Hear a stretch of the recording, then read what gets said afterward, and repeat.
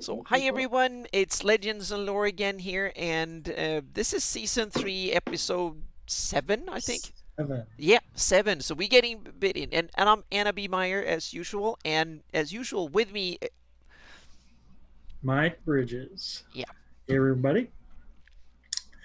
Let's see. With us today is Greyhawk superfan Russ Taylor. yes, I'll welcome, accept welcome, that. welcome to the show. I'll accept that label and wear it. So. Yes, yeah, you definitely should. Oh, You've been yeah, in like Living Arrogant. Greyhawk campaign, and none of us have, so we're just pretenders here. So, yep, Oh, it looks like everyone's rolling in. Hey, Blake. Hey, Jay. Hey, yep, Nebbiolo. Nebbiolo, yep, Brian. mm-hmm. Hey, Casey. Yep. So cool. Um, so, Russ, sorry, I got a fly in my face.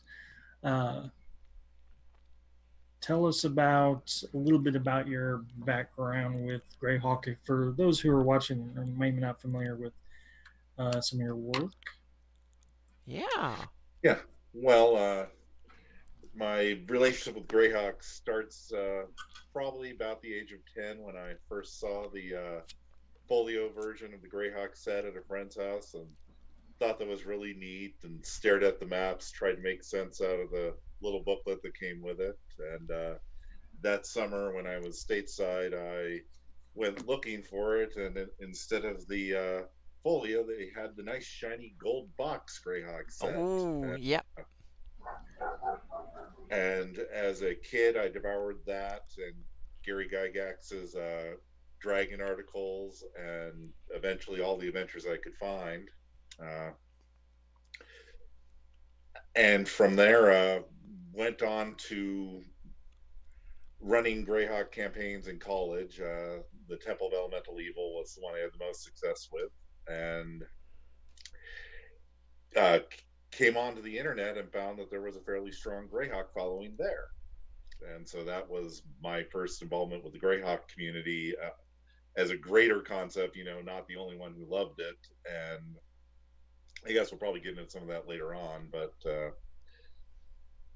from that gaming beginning, I eventually followed most of the Greyhawk designers over to Paizo, uh, first in the Dungeon and Dragon Awesome. days, and then in their own Pathfinder game. Entered their RPG Superstar contest in 2008, the first one they ran, and managed to make it fairly high in that, and started designing Pathfinder material for Paizo. So, in a Very capsule, cool. that's what I've done is worked We're caught on up. about 100 products for Paizo at this point. Wow. Wow. Time flies. Mm-hmm. Jeez. Yeah, maybe exaggerating, but it's a lot. Wow. Yeah. That's yeah. I remember seeing your stuff on the thing, and that's when I met you the first time was PaizoCon last year. Yep. Yep. Mm-hmm. So it's a Yeah, I remember talking to you and realizing that you're that.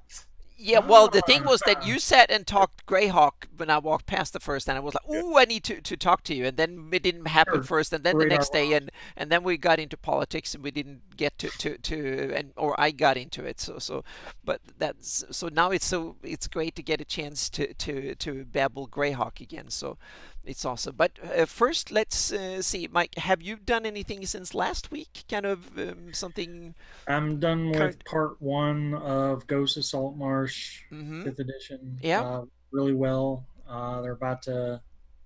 They're my players are now second level, and we're going to try to finish off that first adventure. Everyone's having a good time, uh, which I think is important because previously to me running Ghost of Saltmarsh, another one of our DMs was running uh,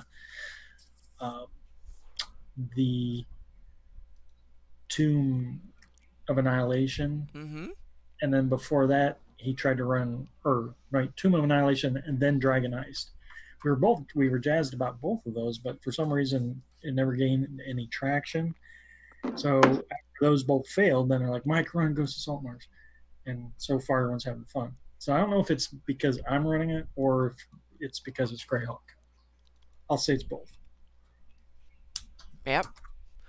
Cool. So I'm going to show something a bit later that I've actually been working on, but mostly this week I've been working hard on getting my present cartography presentation for Gen Con, because it's Gen Con next week. So that's kind of everything around here at the moment to get everything done. But I have done a little bit of cool things that is coming that I will present a little bit later in the show when we get into it, because I want to have a little bit of a mapping corner down the line. But now first, Russ, you were involved in Living Greyhawk campaign, and you ran. Which region? Yeah. Duchy of Ernst, the Oh. Pacific I'm Northwest, jealous. and include a little bit of Canada at one point, but they got to have their own lovely region afterwards. I'm afraid I don't recall which one. Yep. So I'm going to show the map of Duchy of Ernst, so anyone everyone in chat can see roughly which part of Greyhawk. So it's basically square in the middle, just east of the Greyhawk area, so to speak. Yep, the land of the mighty Ranger Duke Carl. Yeah. So what were the plot lines and stuff in the, because it to me seems like one of the most kind of shielded, good little, cute little places. You have Moorcastle and a little bit in the Cairn Hills and the Aborals and the Bright. What exploits did you come up with?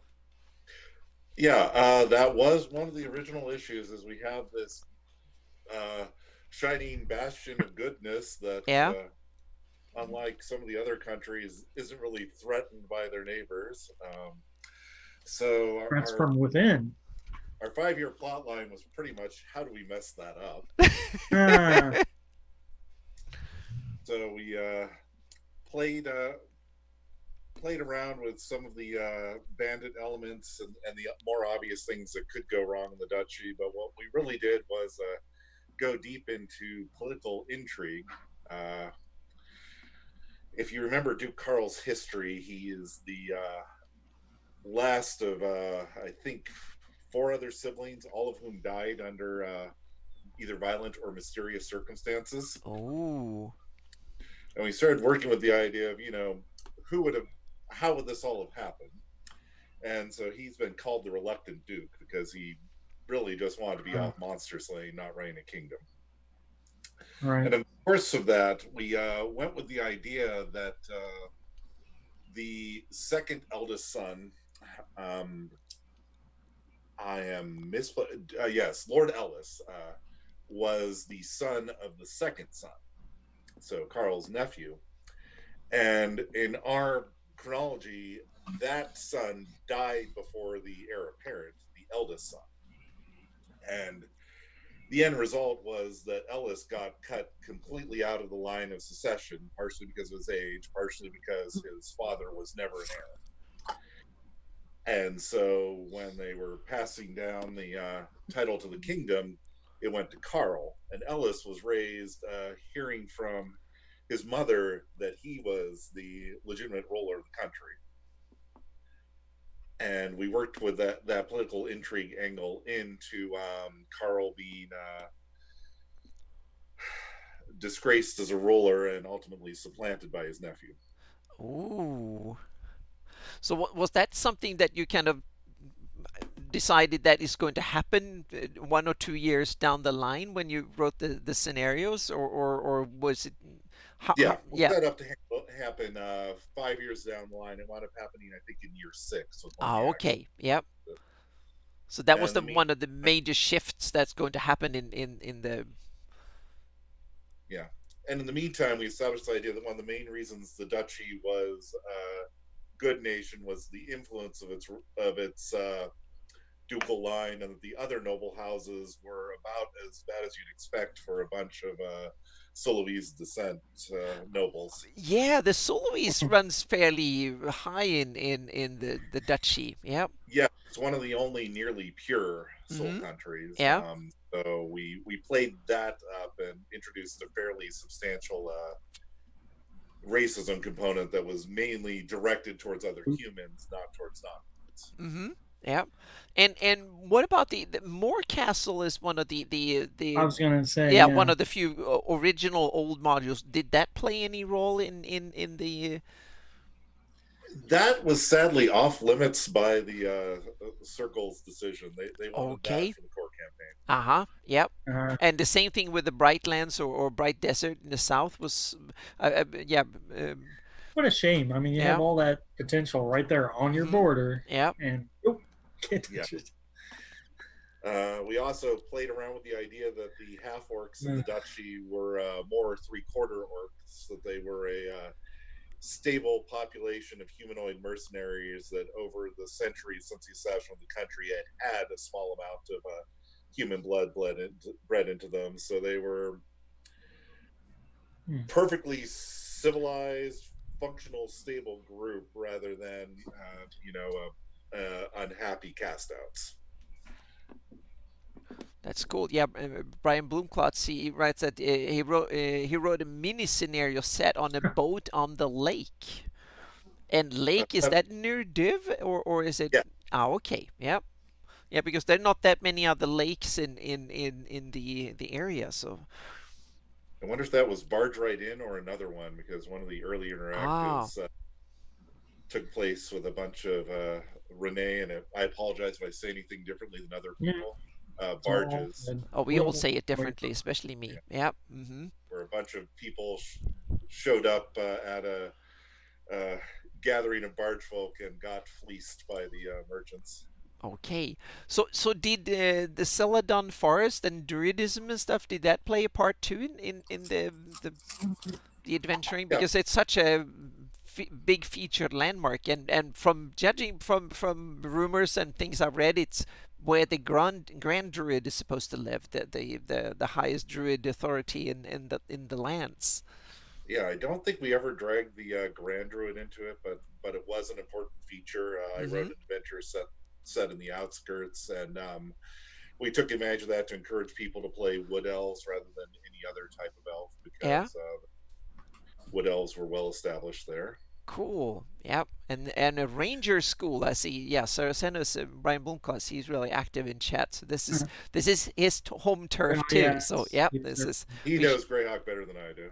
well, yeah, but yeah, he knows it. But we need to have him on. Yeah, in a way, we should have had both of you on. So that would have been kind of fun. Oops, now we lost Mike. So we'll see if We some. had a Yeah.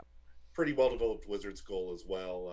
I can't remember if we changed the name or not, but it was either the College of Sages and Sorcerers or the Society of Sages and Mm-hmm. Sorcerers. Yeah. And so that was developed as a school that appealed to all arcane traditions, not just wizardry. Oops. And Now we see if I can move. What I'll do is I just. Did I mess something up? Oh yeah, you came and went a little bit, but no problem. I'll just do this and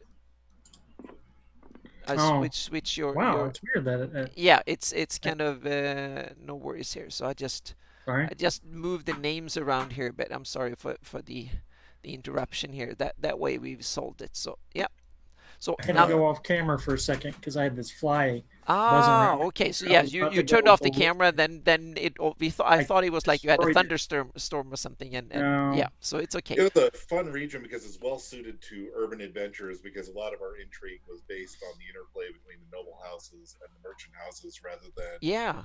go find a monster in their home, rob them, and tell people how noble it was. Yeah, and you have Lakish, one of the big kind of trading Yeah, cities in the Flannies too. So it's kind of yeah. So you have that kind of you can, at least you can kind of interactions with other regions. But how was that? Could you run adventures that was kind of was it all had to be contained within your area period or yes, that's one of the ground rules of Living Greyhawk, was that you had pretty close to carte blanche within your geographical area, but you could not step out of it. So we couldn't have yeah. people gaunt over to the city of Greyhawk to do something. Which it's a is shame. yeah, that's kind of a shame because a lot of the small ones are kind of they don't have that much to Yeah, develop with. So yeah, but what it created that was really fantastic was this feeling of involvement, where by traveling, down to California, we would be in a completely different part of the Flanness that operated under that's completely kind of different rules from yeah, our own. that's kind of cool. Yeah. Mm-hmm. Several of us would organize little vacations, traveling with our own table basically to go and visit another region, meet the players there, and play some Ah, of their. Oh, that sounds fun. And you told us just before we went on air that you did a sort of a get together little convention out in nowhere because it was like Right. the middle of your region. Yeah, because you're mentioning that there might not be much material to play with. Well, in a region, you would have 8 adventures a year, which is not that many, and then everything else would have to be a core adventure Mm-hmm. or one of the other things that can be shared. Yeah. So early on in the campaign, we begged and pleaded and blackmailed the governing circle of the campaign to let us run a border convention. They set some ground rules, like it had to be within, I think, 10 miles, maybe 25 of a physical border between our regions. Yeah. it's So that's how about 100 of us wound up in Wallace, Idaho, which is difficult to find even on Google Maps, playing Dungeons and Dragons with some people who were looking at us like we were the strangest thing that had ever dropped into their town. And so the County of Ernst players Game Masters ran their adventures, and the Duchy of Ernst Game Masters ran ours, and the players all played between the two. Oh wow. Yeah. And that created a whole tradition of border conventions that went on for the rest of the life of the campaign. And we tied it together with, I think that's actually where that Barge Right In adventure I was referring to took place, with Mm-hmm. the Yeah. Renee ripping off the people who were gathered together near the lake. That's yeah, that's kind of awesome when you can have a living campaign that can get kind of generates its own traditions and you can kind of go on with it and that was it the first living campaign or was there some other organized play like that before? Yeah, Living City was the Oh, first. Living City, yeah, I've heard that one, yeah. Ravens Bluff, I think. Mm-hmm. Well, not all, but so the Sword Coast and Ravens Bluff. And they built off the ideas from that and kind of overlaid that whole idea of breaking the world into regions on top of it. Yeah. So Living City was the some first more. campaign to really play with the idea that you could run a scenario multiple times for a bunch of people and try and filter from how those scenarios played out what actually happened and move on the campaign plot as a whole. Yeah.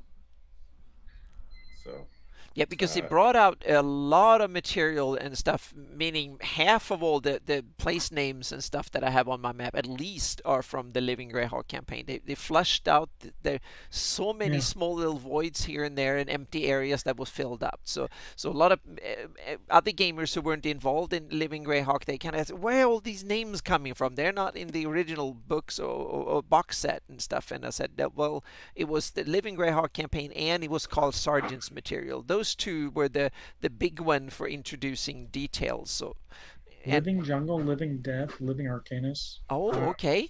I'm familiar with the There's a lot of they've executed maps for Living City. Cool. yeah. And yeah, come to think, go ahead. no, That's it. please. Come to think of it, the way I got into the triad was actually trying to index all the triad. Were the groups that ran the regions. I first started working with them. I started indexing all the source material, basically combing every single book for little tiny mentions of Duchy of Ernst, so they can Oh, tie that in and get it on their regional plan and map, mm-hmm. because it's buried all over the place. Yeah. Little tiny references. Mm-hmm. Yep, and the funny thing is now when I picked up the treasure of Greyhawk a little while and started reading it Uh-huh. for one reference, and I started realizing there was like 2, 3, 4, 5 new things. So and some of the oldest material is I read it so long ago that now and then I didn't know what to look for. Now I have a much more. I've leveled up in my map making and research, so now I know It's what like to look you for. never So picked the book up before. yeah, so I'm going to read these this fall. I have a whole stack of old stuff that I'm going to read again and put things in there. So oh, we have Stinkfist. Welcome. I don't think I've seen you around before here. So living spycraft. That's kind of that's That's cool. new to me Yeah, too. yeah, People are mentioning other living campaigns. Virtual Yeah. Seattle was an interesting one. That was the Shadowrun living campaign. yeah. I know I played in Living Force, Yes. which there was Living Force. Star Wars. Yeah, Hmm. I recall it never really got off the ground. Of course, now there's a Pathfinder Society. Yeah, Yeah. I was just going to say, because I think when I read through some of the Living Greyhawk modules, there is a group called the Pathfinders in there. So I'm going to see here. Yes, it's probably not entirely coincidence that That's what I'm Eric going to Mona. think, because when I read that, someone said no, and I said yes, it's in there, and so it's, yeah, so it's kind of interesting, and I'm not sure. I'm looking through here, and if the who wrote these, were they actually Jenny and Michael Moore? Yeah, so it's kind of. Yeah, it's kind of interesting that but and there's one Inn of the Golden Arches that was kind of that was prominent Mhm. in one of them, and there's some gems like that that are just fantastic in there, and there's some stuff that I don't understand at all, and there's a lot of it that are simply awesome. But you have people like Jason Bowman and Eric Mona and stuff have written modules and things, so there's some of the best names in the business have written modules and stuff. So they're really all over the board, from the absolute best to something that should probably not have been written so well. So yeah. Well, that's like Greyhawk itself. Yeah, exactly. Yeah, Yeah. it's yeah. Yep. I'm sure we'll find somewhere the person who loves puppets as the greatest model they've ever played. Oh But yeah, and that's yeah. So there, yeah. The taste is different too. So that's good. So We're yep. talking about cataloging Ernst references. yeah, Well, I was going to bring up that you kind of have a background in cataloging stuff. You have a Greyhawk product list you did way back in the day. right. Yeah, I had kind of forgot about that, but that was part of my own quest to get my hands on everything Greyhawk related. Yeah. Mm-hmm. I still use that. Wow. That's my main Oh. checklist. It's Uh-huh. an old document, but I still have it. Yeah, it Oh includes wow. some crazy stuff like the Sagar the Barbarian books Mm-hmm. Yeah. that have a loose connection. Yeah, I got one. I got one of them books. Hang on a second. I have to show them. That's on my reading list for this year And you too. did a Dragon magazine article index with all the Greyhawk references. Yep. Ta-da! Oh, I look at got that. this one on I bought it on Amazon second hand. So it's a used one on I think it was Amazon, because there were maps that was not really, there's kind of an alternate version of Ratik in here.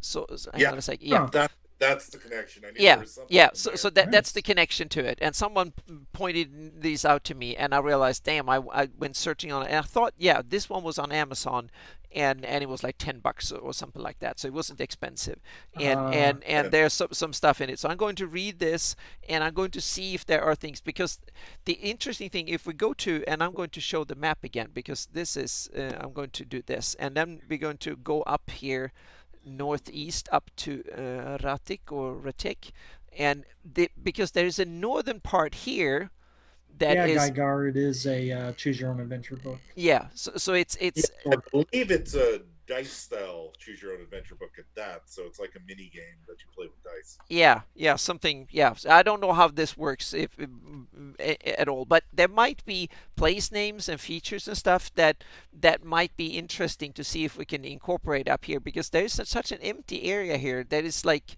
there's nothing here, and there's an interesting river, and this should be prime country for something. So if there's something interesting thematically that might be a perfect fit to place up there, there's an area that is kind of yeah, that there's between Jekyll and Ulthek here, there is like a size of a decent country that is Yeah. unused, so to speak. So very cool. yeah, it was like when I opened the Treasures of Greyhawk, and we talked about that last episode, so I'm not going to go into detail. And I realized that this area here, the empty area, is actually, there's a whole adventure set in this little empty area here, and there's probably half a dozen. So pleased. Exactly. I was like, I was ecstatic. That made my week when I found that. That was so cool.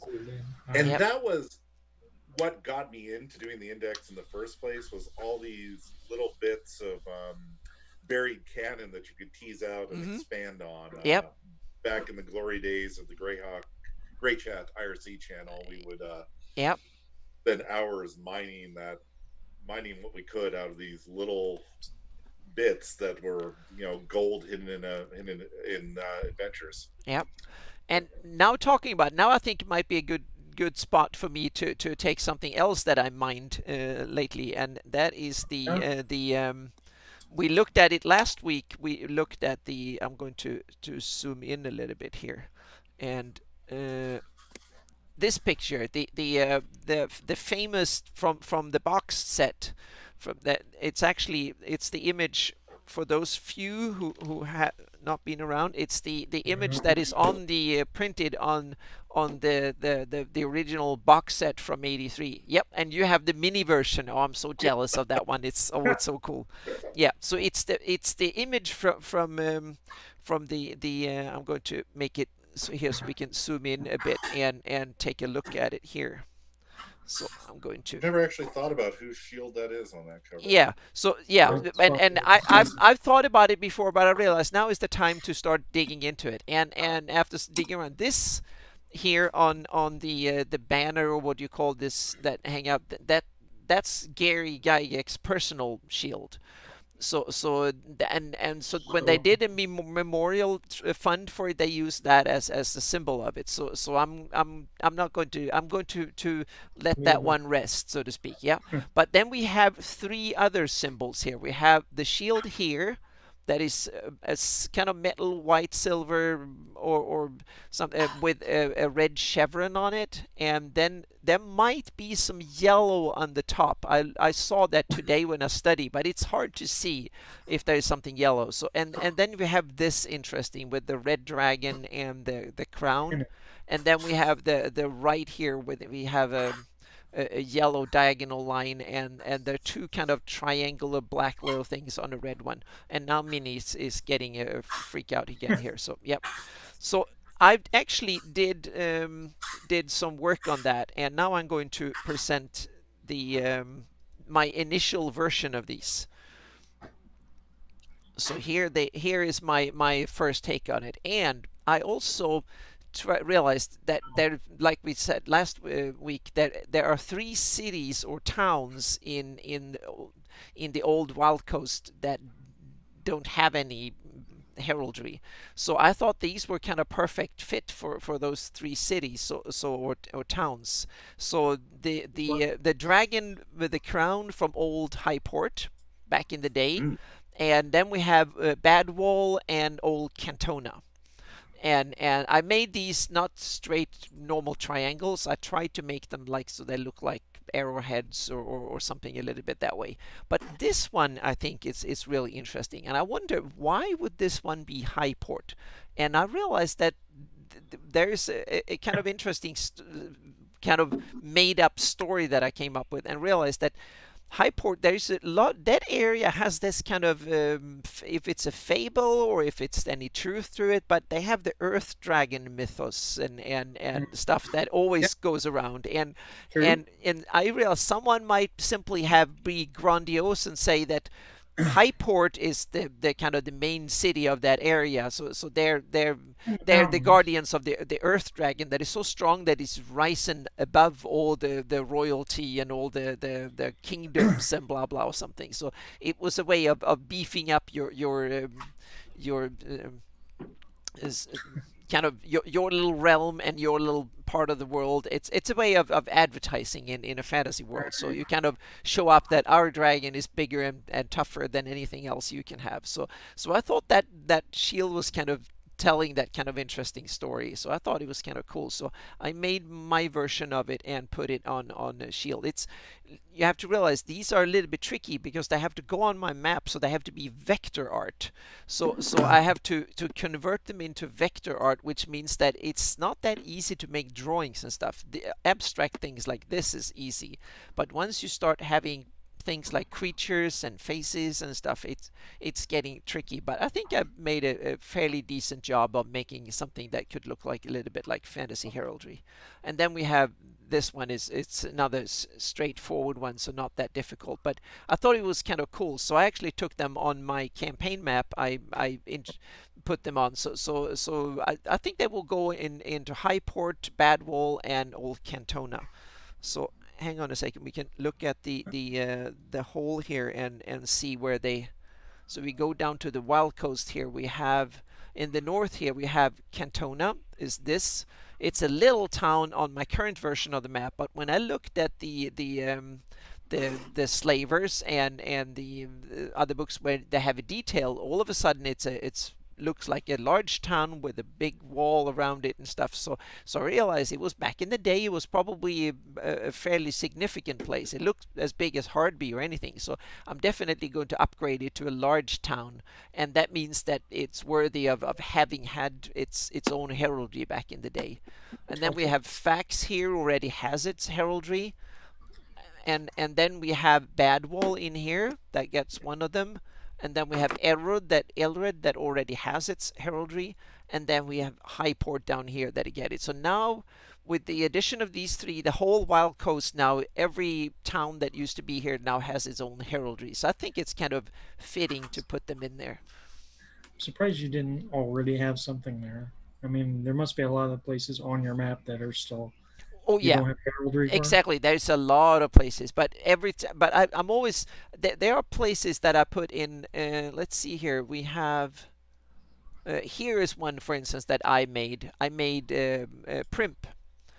That one Primp didn't have any, and this is something that came from my campaign that I actually put in here.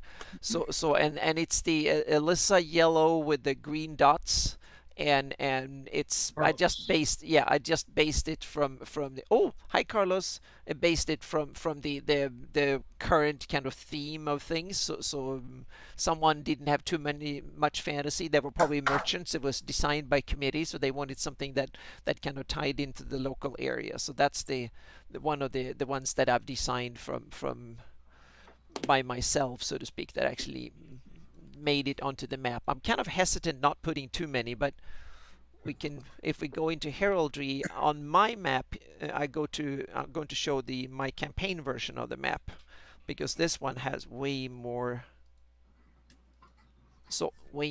of heraldry, especially in the Alyssa area. So here we can go in and look. I made heraldry for all the provinces.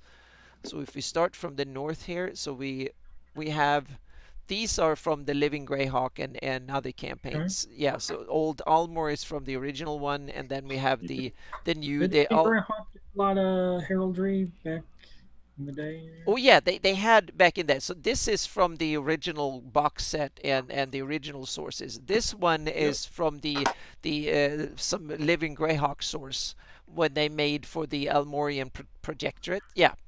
So that one. Yeah. Inside and out pictures of the heraldry. Yep. So and then I added the here I added Duke Sephrin. I added his.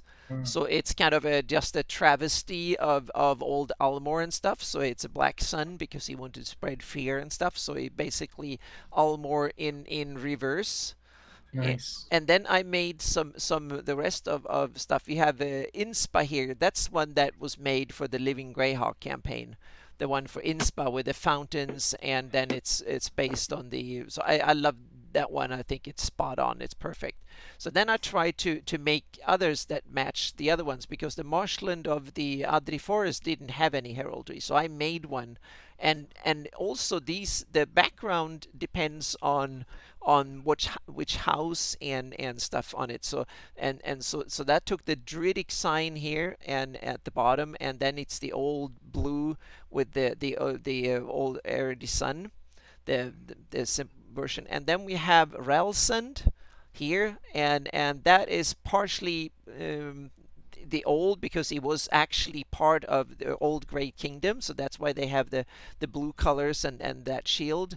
Green is because they have to swear allegiance to Karlstrand and the house of not Darman. I'm sorry, the house of the Overking Sevener that runs the Alyssa. So they have, that's the green color is from their color, and the allegiance under there.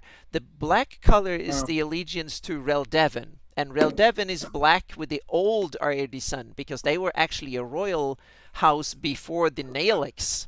So that's why they can fly the old sun, because they were the the part of the old, and they also have the crown on it because they were a royal house. So that's why Huh. they have to have can have the crown on it.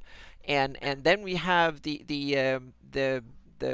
county of Rathfern. It's basically the same allegiance, but there's a different house. They are from a different house originally, allegiance to Karlstrand and the Overking, and also allegiance to Reldevon because they're part of Reldevon. And the feather is from the Feather Fall spell because they had the Bigby or some of the wizards are originally from here, so they honor that by having the feather on the shield. So, and then we have here is another one, and it's the Black Splinter. That's the a local, and he's a prince.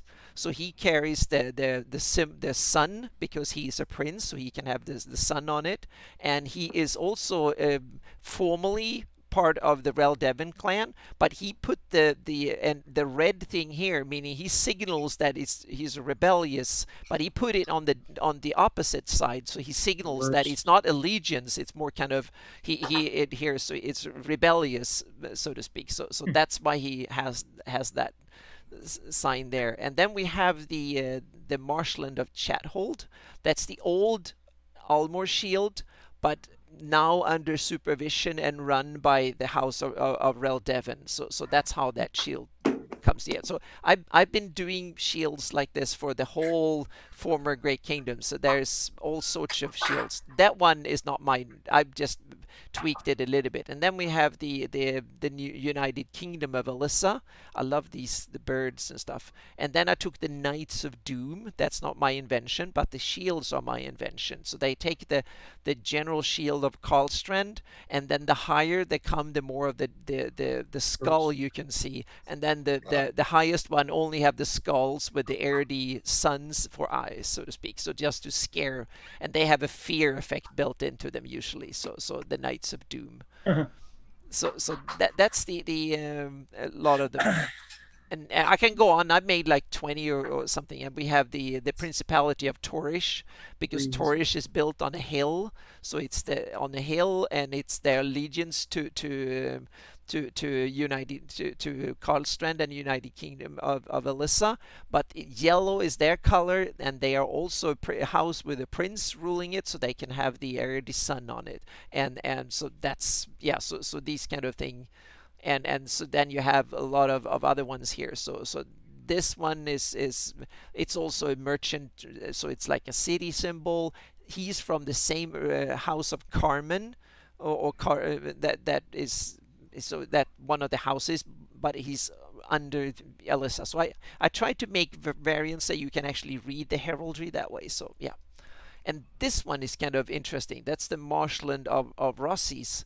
This symbol here, that is the I took that from someone easily made a painting of Ivid the Undying, and that was a banner he held onto, and this dragon was on that banner. So they kind of shows that one. It's run by the United Kingdom of Alyssa, and the reason it's black, it's because it's actually a member of the Reldevon from the province of Reldevon that actually runs the marshland, but the allegiance is to Karlstrand and these ones. So you can actually, if you get like a high degree in heraldry, you can read these and kind of take it in. And then we have some things that Brian Bloomclots, he did this one. I made my own version of it. This is a low resolution bitmap, so it's not that good to see this close up. And I love this with the suns. That's the Night Protectors. And then you have the Old Great Kingdom, and we have Karagoth, one of the Death Knights. That's his shield. So there's a bunch of stuff in there. So yeah. So that's the kind of a quick one into the stuff. And you have Dustbridge. I love to produce heraldry for my campaigns. So never given that much thought. Yeah, so I try to give it. So my campaigns, you have to see which knight ride past, what kind of symbol they're wearing, or on the standards and stuff. That's really, really important. So So I kind of, yeah, so I've done, and it's also because I love to have it on my map, and that way I used it on my campaign. So I'm going to present these and see if the community accepts them, and if the community accepts them, they will go on to the public version of the map in the Well, future too. I love that they tell a story because that's been missing with much of the heraldry. Yeah. So the county of Ernst is a goose. Why? Yeah, Why? exactly. Why? Yeah. So I tried to, and I used some of the, and Living Greyhawk was a good because they made a few of them, and then I used the variants and symbols and stuff that was there, and kind of made more versions of it, and I also, the colors were maybe not that deliberate to begin with, but I kind of made them more deliberate. So when Rel Devon was the black one, I realized, okay, then it must be that house that controls Rel Devon that is their color, and the house Yeah. of Rax, for instance, has the red color. But uh, but in my take, it was not their initial color. It was simply from the Grey Kingdom perspective. It was the colors of treason because there was the Nairon to have chosen the red color, and they were treasonous, and that's why Black Splinter say, "I don't like you," so he chose a red band on his, just to signal that I don't give a fuck about you, and Uh, so that was, yeah. So I tried to play with it and made it into a political kind of stuff that way with heraldry. So I might have overdone it a bit, but it's kind of, it adds some cool flavor to it. So I can actually present it, and the characters have to roll. Otherwise, they have to sketch it up and kind of talk about it. So you can, in my campaign, you can end up on the battlefield and you don't know which side is which, but you can see the signs, and then you have to kind of roll and hope that someone has knowledge, nobility, or something that could actually work and find it out. And I literally had situations when the adventurers came and that was someone trying to start a fight with someone else, and they see these two signs, and they didn't know exactly who to support or who to run or whatever, and then one of the characters, they managed to roll and figure it out and stuff. So that's kind of, so bards can make good use of this, so to speak. They will know this intrinsically, but that, I'm with yeah, Davik. The heraldry is what first turned me on to a lot of Greyhawk, yeah. but I never assumed that there was reasons behind anything. Like Ah, having a boar's head on one shield or yeah, a goose. Never just random to yeah. me. I mean, I if you wanted to be cool, everyone would have dragons on their shields, mm-hmm, right? there's mm-hmm, a But few things owls and subtract yeah, from it. yeah. I think one of the reasons is probably because I'm European. I grew up with heraldry, and even in Sweden, who is not, we didn't have much nobility and stuff compared to Germany and France and Britain and stuff, which has much richer history when it comes to nobility and shields and heraldry. But even in Sweden, we have cities have their shields. So when you drive in Sweden and you come to the city border, you can actually see a lot of them have that heraldry displayed on the sign by the road, on the road signs. So it's kind of cool that way that you can, and so to me it was kind of in history, and it's really cool. So that probably taught me that there is a history behind it. All heraldry Yeah, is very deliberate, so to speak. yeah. For me, Russ. this session was more the religions, and when you mentioned the Earth Dragon, I had to pull out my laptop and see if I had left the Earth Dragon off my list from the early '90s of all the gods, and I see Yeah. it's there, and now Yeah. I want to go back in time and ask myself, did I have a reason for that? Yeah, and Did I I, yeah, part of the Earth cult? yeah, and I So left it out in my campaigns. I've done a few adventures in the Pomarsh, not that many, but a few over the years, and I tried to stay I, clear of it because. But now I'm getting more and more intrigued, and I want to. Now I can see a lot of interesting twists and stuff. And when I saw that heraldry, and I realized Highport was one Yeah, of the cities that didn't have a heraldry, I realized that's close to it. So now is the time to start yep, getting creative. So that's why I kind of came up with that little story for the heraldry. It's a way of taking the local myths and legends and playing them up, and why not have a dragon when you have a story about a dragon? Use it to boost your place. So that's the, yeah. So Russ, your list on gods from the '90s. yeah. How thorough is it? Pretty thorough. Like I said, I don't have the Earth Dragon on it, but it covers everything I could find, and I kept Yeah. on expanding it as material came out in Greyhawk '98, for example. So I would mine old Dragon magazines and all the adventures, and try and incorporate things over there. I think I even added things like the Aztec gods where appropriate. So Right, right. yeah, that was the summer I was taking organic chemistry. I filled 3 notebooks with every god I could find information on and all the information I could find on them, and eventually turned that into an unfinished project, but skills and powers and spells and magic conversions from the player's option in second edition. Conversions that basically customize the clerics and paladins, and something I cooked up called a crusader that was a slightly more fightery cleric. Cool. Yeah. Mm-hmm.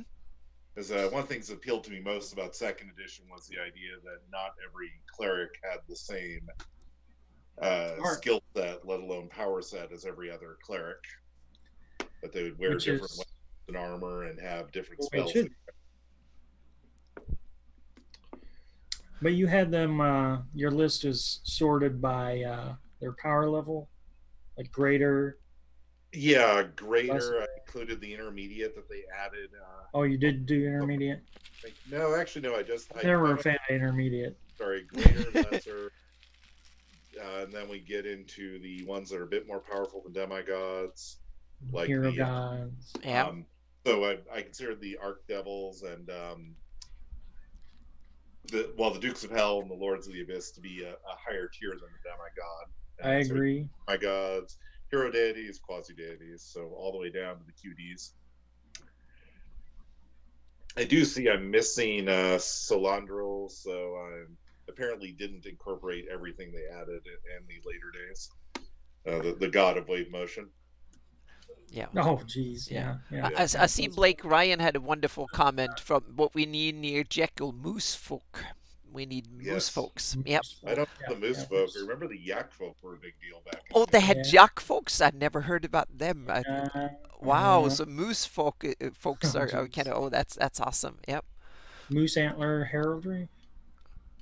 Well, I guess that they be moose tars. So instead of centaurs, but instead of horse, they could be moose Tars. centaurs and moose tars or something. Yep. Right. And Lord Grendelwolf, yeah, that was actually. Thank you so much for that, having that picture, because that's when I saw that picture. That's when I realized that I needed to go back, because I made a note and put it in Evernote years ago that I'm going to look into it. But it was actually thanks to the Facebook that I saw that image on Facebook that I kind of brought me back into it again, and I realized I had a couple hours left over here. Then when I got my desk back on working again, I can actually sit and get it out. So yeah, moose tars. Yep. Mm-hmm. Moose tars. Yep. Oh, geez. Yep. It's kind Totally of. derailed my thinking now. Yep. Mm-hmm. Let's see. Curious, Russ, did you ever play any of the adventure paths Paizo did? Yeah. You know, from Living Greyhawk, because I know you were a Living Greyhawk guy, but did you do any of the magazine stuff? Run any of it? Yeah, I didn't play, but I ran a 3-year Age of Worms campaign. Oh, yeah, 3 years. A lot of fun. yeah. It skip actually the Rift Canyon portion, even though I'm a big fan of the Rift Canyon. Uh-huh. It was just fight dragon after dragon after Yeah, dragon. yeah. Players would run me out of town on a rail. Yeah. Replace that with a Kit Bash version of the Rod of Seven Hearts that Oh, Oh, took them all over the Floness, chasing down the 7 pieces of the rod. sounds a lot more fun. Eventually, you get 2 mm-hmm. normally. Yeah, yeah. So that was a ton of fun. I tried to bring as much Greyhawk as I could in that. If Yeah. you remember, the magazine was forced to make some concessions to de-Greyhawk it. Yeah. Like they had to call it the Free City instead of Greyhawk. Wink. Yeah. Yep. Mm-hmm. I really enjoyed that. Right back in. I ran the whole Age of Worms as written, and I didn't have any problems with it except for the endless dragon fights, like you were saying. Yeah, I thought it was a fabulous adventure. Parts of it were much more fun than I would have imagined they would have been. Like the whole Winduke aspect, really, my Mm. players really got into that. Which is why you went with Raw to 7 parts, Yeah, exactly. Mm-hmm. right from the Uh, get go. the only other Greyhawkish path I did, and it didn't have any Greyhawk elements that survived, was oh, now I've lost track of the adventure. It was the Hobgoblin adventure that came out near the end of third edition. That was involving Tiamat spawn. Now I'm Oh, embarrassed I can't remember that. it's starting to ring a bell here. It's not ringing a bell with Big me. deal. James Jacobs wrote half of it. So it wasn't an AP, but it might as well have been. Red Hand of Doom? Yes, that's it. Attaboy. Yeah, I thought that would have been fun. We did play it as part of Living Greyhawk. I thought it would have been really fun to run that as a more Greyhawky campaign. Mm. Mm-hmm.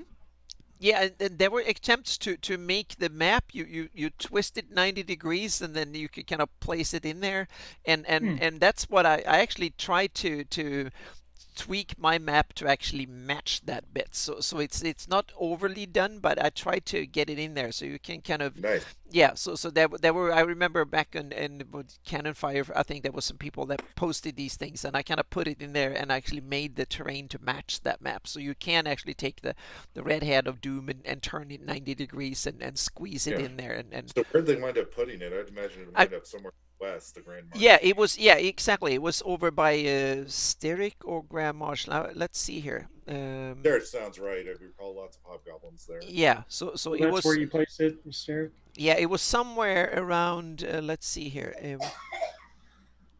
I forgot which of these. It was either in here or it was in here. I think it was here, but I'm not really sure. But it was somewhere, and now I might lost, but it was somewhere around here, and you can kind of twist it a little bit Yeah. and make the terrain match.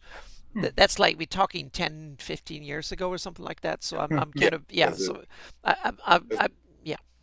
The whole feel of it made me think that it would fit somewhere along the border kingdoms that were referenced in Barrier Peaks. Yeah. It's not the area of the map I know the most about, but That's a good segue right there. So we know you know a lot about the Duchy of Ernst because of Living Greyhawk. Yeah. But removing all that, what is your favorite area to run in? Yeah. Well, with Saltmarsh coming back, I've had a weakness for Saltmarsh for ages. Mm-hmm. Because there's just something I loved about starting an adventure with a haunted house. Yeah. And I love underwater adventures, so that tickled me in all sorts of areas. I love that Saltmarsh adventure. I've ran it twice now, once first edition, once fifth edition. And in any other adventure I've run, the players like stick together. But for some reason they go crazy in Saltmarsh, and I have them split up literally in like 3 or 4 groups. Yeah. I don't know. So where else? I love the Luna. That's interesting. Yeah. I've never heard anyone say, they've done much with Luna. I was saying you kind of done some development and adventures in some of the most good boring seen as boring parts of Greyhawk. That's amazing. Yeah, it's not that bad. No, it's I see it as an accomplishment. Anyone can drum up. Yeah. Things. The Luna is where my players retire. Probably my favorite area on the map is the Sea of Dust. Okay. Mm-hmm. I found that compelling. You still there, Russ? Oh, Am there I you. back? Yeah, you're back. Yeah, you're back. I got cold. Sea of Dust, I've liked ever since I saw it and read what had happened there, and I fell even more in love with it when I read Sea of Death, the I want to say third Gord the Road book. So I don't know. There's something with the idea of there being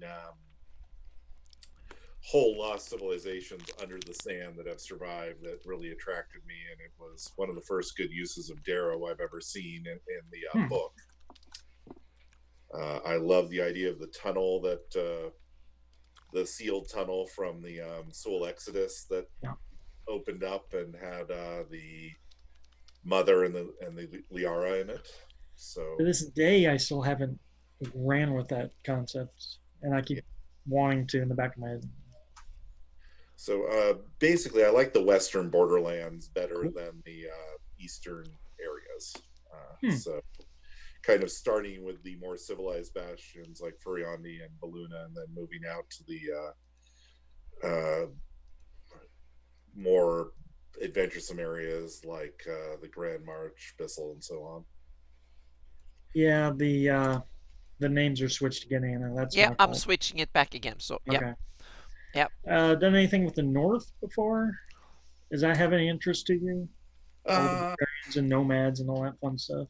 yeah, I never did anything with the Nomads or the Rovers of the Barrens.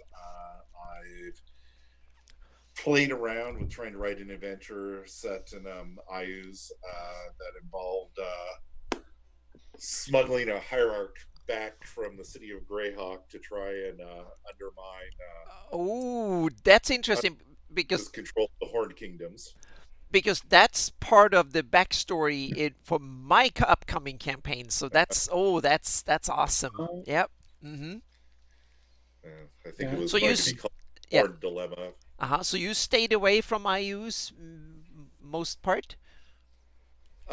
Yeah, I never actually wound up doing anything in it, but if I was going to do anything, it would have involved the Horned Society, and the Yep. idea of bringing the devils back Mm-hmm. Hmm. would be a bargain worth making to Yep.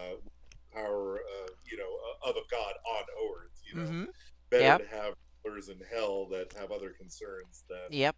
more power to the actual god. Oh yeah, that's awesome. So Speaking of mhm. gods, then I don't know what Anna had, but now I Go was go going to ahead. ask then Russ what his favorite Greyhawk god was. You've done the list, and I'm sure you've had time to think about that before. Yeah, Tritherian by a mile. He is my.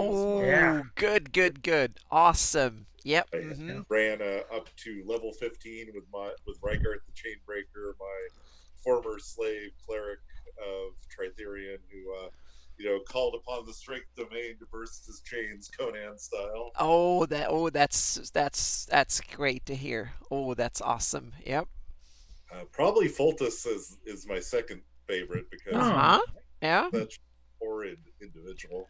Yeah, yeah, but it's the pails are seen. But every time I see the new what's the show now, forgot the TV show. The third season is now out there when the religious fanatics have taken over America. The Handmaiden's Tale. Yeah, Yeah, that's the kind of how I see Poltus in the Pale kind of running their scheme that way. It's not overly evil all the time, but it's kind of that kind of going in that direction, so to speak. That's how I try to portray them a bit, like very bureaucratic, very rigid, yeah. and all that. So yeah. But Poltus is not always that. There's a good side to Poltus too. So yeah. really? Yeah, Icarus, good question. outside of the pale, much more tolerant. It's true. Mm-hmm. Mm. Yeah, and in case you had wonderful, to understand the light, one must first walk in darkness. Dimre. That is so cool. So yeah, Icarus is asking you, Russ, what's you think is the greatest feud in the Flameas? Yeah. Between I the guess a gods, political feud or not if he's talking gods, it's got to be the brothers, gods? Hector and Ironicus. Right. Oh, yeah. So, what's your Hmm. take on their role in the Great Kingdom and the scheme of things? I always found that a really interesting part of lore. Mm-hmm. I like the idea that they both had a noble beginning, and that I always figured it had something to do with the invulnerable skin that God Hextor turned on to seeking his own special power. Mm-hmm. Advantages. Yeah. And yeah, Yeah. and so I see it as like at one point having been two leaders of comparably noble branches of knights, and that as Hextor succumbed to his darker impulses, that mirrored the fall of the Great Kingdom, and you could probably write a treatise on whether the Great Kingdom's fall had more to do with the gods they followed, or if the gods' fall had to do with the influence of the mortals Yeah. affecting gods. Yeah. So were they two mortal brothers back in ancient Suldum, or when was that, or was it just myth, or how do you think there's some truth? Meaning, was that something that actually happened on the world of Earth or Oith or however you say it back in the day? Yeah, I would roll that as being more of a time of legends type of things, where Hmm. the boundaries between It's like gods and King people. Arthur or something like that, some made up past or something. Yeah. Yeah. So, well, So no, I would think it was versus something that happened, but I don't know if they would ever be called mortal in the sense that we think of mortals now. yeah. Ah, okay. Yeah. It Hmm. would have been something in their lineage that Yeah. made them bound for a greater destiny, Hmm. as opposed to more conventional ascended gods like Saint Cuthbert. Oh, yeah. And Brian Blumkloss had a great point here. They're Oridian gods, not Sul. Origin. Yeah. So that Yeah, is, yeah. Hmm. Yeah, they, sorry. Yeah, I was thinking of uh, them in the context of the Great Kingdom as Iridian. Hmm. so Yep. what about I mortal? apologize.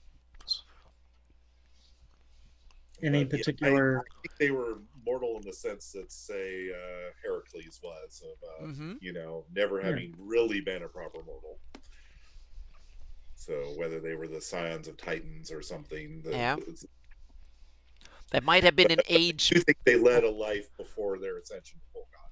Hmm. Absolutely. Yeah. Meaning there was an age back in the time when great men walked the earth, so to speak. That then or something that you can. There's many different ways to tweak it. To tweak it. All right, here, let's go in a totally different direction now because I'm thinking about uh, mortal NPCs and all that. Okay. Yeah. What's Iggy? your favorite member of the Circle of Eight? Oh, wow. Well, Otto's got the dance steps down. Definitely not Rary. That guy gets No. left out of all the parties. Mhm. See, Yeah. I'm trying to run through my head. Does anybody care about Drummage? Oh, I do. Okay. I use them all the time in my I seeking. because I like the spells. Yeah. I've only used one, and that's But I'm Tensor. boring Yep. and say Tensor because Tensor is just such a crazy guy. I don't think much of the blue obsession they added to him later on, but I Yeah. love the idea that this was a wizard who would throw a strength spell on himself and start smashing right and left Yeah. with the stuff. Don't want to rely on fighters. Yeah. Yep. Mordenkainen. Well, he's the shit stir. Yeah. Yeah. Well, Mordenkainen was kind of outside the Yeah. circle. Wasn't it 8+1? Mm. But Bigby is kind of cool too. But so yeah. Yeah, Bigby. Thematically, yeah. Yeah. Thematically, Oh, yeah. with the fist spells, that's kind of yeah. That's Oh boy. So yeah. so. Do we have any more stuff in chat? I've seen a little bit, but I Uh, haven't kept too much of a close eye here. So it might be. Blake want to know who would win between Vecna and Egwild and Thurisdan. Oh, that's it. Well, power-wise, I Wacky guess Racky. Thuristan should win over everything if he's let loose. Isn't I that gotta the go whole? with Igbilf. She is There you go. Yeah. probably the still smartest person on the entire continent. Yeah, she's manipulator number one, so to speak. Between Vecna and Egwild, they combined their knowledge. They could find a way of defeating Thurisdan. That's kind of how I think it would go down. Is Yeah. Igbilf would find a way to throw Vecna at Thurisdan. Thurisdan would take down Vecna, and Igbilf would rebind Thurisdan while he was distracted, Yeah. thinking Yeah. that the Yeah. nice old lady who Yeah. reminded him of his grandmother was actually on his side. Yeah, and I can see both Vecna and Igwil be pragmatic in that way that they could try and manipulate each other, and they will gang up to defeat someone else, and then kind of try and outsmart each other afterwards, so to speak. But my heresy was always that Igwilv and Baba Yaga were the same person, which kind of ups her power. Whoa. Whoa. Mm-hmm. Yeah, Baba Yaga keeps coming back in all sorts of games and campaigns and stuff over the years. So yeah. Yeah. I don't think she has a hut in Greyhawk. I think that's her thing for Earth. But Yeah. Mm-hmm. I always felt she was supposed to be a insane Russian witch. She just felt that way to me. Mm-hmm. Well, I've always ran with the Igwil being adopted daughter of Baba Yaga, in only because I've used Igwil so much that, Oh. and then when I would finally let my players defeat her, then be like, all right, now you got to deal with her mom. Oh man, It's just- and we it's know that he has mother issues. Yeah. Yeah. And now when I heard Len Lakofka last week when he pronounced Ayus as Ayus. I use. Ayus, and that got me ideas. So now I'm always thinking that his true form might be some sort of Uber ooze, and that is taking another shape. But then I realized that no, he comes from Graz and Igvelv, so he's not an ooze. So I was like, no, that defeated its purpose there. So Yeah, I always said it I use, but I've heard use and a couple other variants. yeah, it was interesting hearing him and actually pronounce how they said it back in the day, and it was kind of cool because I always said EUs, but Yeah. that's more coming from a Swedish, but it's Audiobooks, huh? His Use. articles on the Soul Pantheon were one of the reasons I was happy to get the Duchy of Ernst, because I was very interested in the Soul Louise. That's probably also why I like the Sea of Dust. yeah, You know, as in some ways they're the most obscure of the older cultures. yeah. So what did you the Gord books were you? I kind of when I read the first one, I was kind of it was like a road trip movie going through Greyhawk, and I was like I was reading, it was like yes, the world coming to life. What was your take on the whole series of books? Oh, I loved the first book. The second one kind of lost me. The third one, set in the Sea of Dust, pulled me back in, and I probably trot them out every 10 years or so and reread them all. Yeah, I've read them twice now, but the last ones is so much babble about the balance and all sorts of stuff that to me is like nah, that then it loses me completely. But some of the names, one of my favorite villain of Greyhawk, Lord Vuron, is in those books. And Yes. I just he's my favorite demon, kind of evil overlord ever, so to speak. I just love him. He's fantastic. So yes, always like that triangle between the various demon lords and the Temple of Elemental Evil. Yep.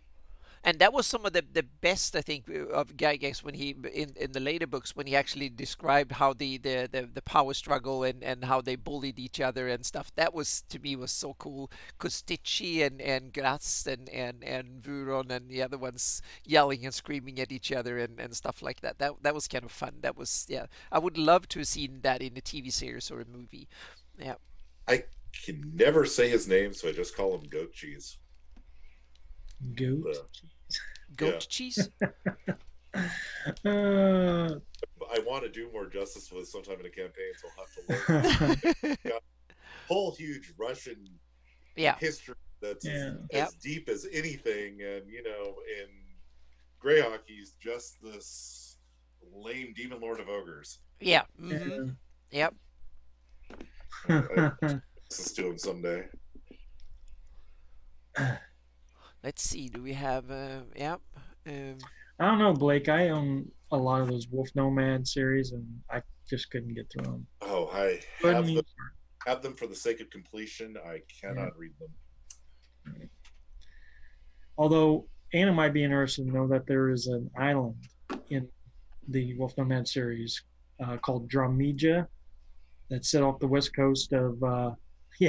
We'll talk about it later. Okay. It's on the off the west coast of Tiger Nomads, like north of Ekber. Yeah. Big island. Hang on a second here. Now we need to see. So we're here. Yeah. So we have here is the only island I have along the coast is this little. little island here. It's actually I two mean, islands. There's a little bit of water in between, but yeah, you that island might be sufficient, but from my recollection, this island was a little too big to go unnoticed in a normal Greyhawk role playing game setting map. okay, yeah. So what books are these, I'll have to look it up. I don't know. If someone Master in chat Wolf knows. is the first one, I believe. Are these Rose I Estes? don't have Oh, anything. I have them. Yeah. Yeah. Just open it up Yeah. sometime. Then I'll put them on the reading list. They're up Yeah. here on the shelf here too. Yeah, Rose SDs. Yeah. Be warned, I'm pretty sure Ayu's or at least his avatar gets killed by a first level spell in one of the books. Oh Yeah. yeah. Oh yeah. They were so trashed that it's like beyond everything. But It, yeah, it's something yeah. the old gag of using the push spell to knock Thor off a wall from Dragon Magazine. It's something along that line. But isn't that how like an uber powerful character should go out? You know, kind of like with a whimper. Yeah. You know, it certainly can't be worse than how the Circle of Eight died. Yeah, That's yeah, true. right. Yeah. And I always wondered if I put something from those books in there that I will get hamstringed by half the or 2/3 of or something. I don't know. But if it's an empty area and it doesn't distract too much, I think it could be a good addition. I guess. Yeah. The worst adventures have things worth getting. There's things in Fate of Isis that are worth Yeah. using. Yep. Yep. So I'll definitely have to read them again and see if I can bring some stuff in there from there. That would be Yeah, Dramija is the only thing I can think of from the novels that is not on the maps already. okay. Yep.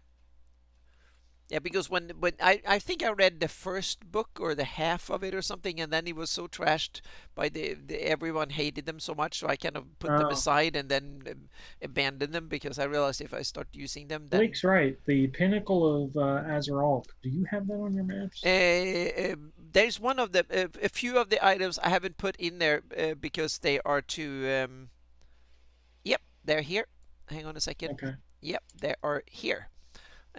So yeah, I'm going to zoom out. So I put them here. Yep. Let's see, my pictures were... Demon Hands the book. Yep. I know I had talked about it before. Ah, very nice, very nice. It's a little farther out than I would have thought. Well, yeah, I didn't know where to put them, and then I got some people to look at it back in the day. So and it's one of these things that have a kind of unknown location. So I kind of put them cloudy, obscured, nice. and it's just a faint kind of mirage out there, so to speak. So Nice. and there's so many islands here. Yeah. I love adding more islands, but I remember some product tried to add a vanishing island to the near div that was supposed to be 30 miles across. Yeah. Trying to figure out how somebody missed that. Yeah. There is some. Yeah. Meaning it will be. Yeah. It will be almost this wide, so to speak. It will block most of mid bay, and they could miss that. So yeah. So sometimes I can tell that people that write how big things are, I never really studied the maps, and so they can come up with crazy things. Sometimes they say, oh, it's it's a big feature in the landscape. It's a thing that sticks up 80 feet. And it's like that's nothing. And then you have someone say, "Oh, this is just a little island that's out there somewhere. No one knows where it is, and it's 30 miles across." That's half mid bay or more than that. So the references are kind of tricky that way. So I have to deal with a lot of stuff like that when I'm doing my maps because sometimes you get one map says that the distance is 200 miles, and then someone else writes and say, oh, they rode for a day and so on, and then or they marched for a day and then they were in that city. And I was gonna say everyone should do some backpacking before they start using fantasy distances so they understand, how big an island that's say 4 or 5 miles across. You can get lost in the exactly. You can yep. So there is and it's kind of interesting because authors often want to say, oh, the desert is like it was 1,000 miles from here and there, and then they simply say we want to have this 1,000 miles on a book page, and then we have like there is a huge mountain in the middle. The problem is that if you have that on a book page, that mountain might be 10 miles, that's like 4 pixels in the middle. Yes. So that's why you have features tend to be big and the areas in between tend to shrink, so to speak. It'll be 1,000-mile desert with like 5 interesting things in it Yeah. instead of 5,000 interesting things. Yep. So it's kind of tricky always to, and that's one of my main job is to fill in the voids when I do Yep. maps, because all the interesting locations are already written about and talked about in detail. My job is to come up with all the 800 miles in between the two locations. What the hell is supposed to be between the jungles here and the desert there? There need to be some those in between areas. That's where I have to put Yep. 80% of my energy is going into filling them. And both maps and Greyhawk Adventures should be fractal. But whenever you zoom in another level, there should Oh be yeah, yeah. much more. I'm working on that. Yeah, give me a decade and some game engine knowledge, and I'll get that done. Yeah. Coming back to what I love about Greyhawk, it's the notion that there is something dangerous in every wilderness area, every town. There's always an adventure to be had. Yeah, when you manage to kind of crack up a lot of cool adventures and stuff in the Duchy of Ernst, you can do it anywhere. Like I Yeah. guess the Ernst and Veluna are the safest, most kind of backwater where you want to retire kind of places in Greyhawk. Yep. I realize when I'm thinking about Baluna, I think of Verbobonk as being a part of Baluna. I don't know if that's strictly accurate or not. I So, guess they once were, but then they. yeah. I think that. Culturally. Yeah, I think that the description was that he's still a close ally or something like that, or Yeah. close friend. I think it was. So yeah. Yeah, and I always pictured it as kind of a fealty arrangement.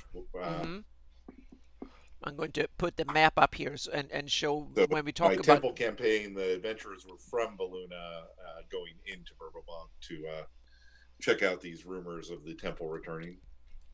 Okay. Yep. And then we have football bunk here. So I'm just showing it on the map so people who haven't, so they know what we're talking about. And from the map Yeah. here, this is one of the areas that are so full of stuff that it was hard to, in this scale, to fit it all in. And Living Greyhawk added a whole bunch of stuff in here that are not mentioned earlier. Wow. Yep.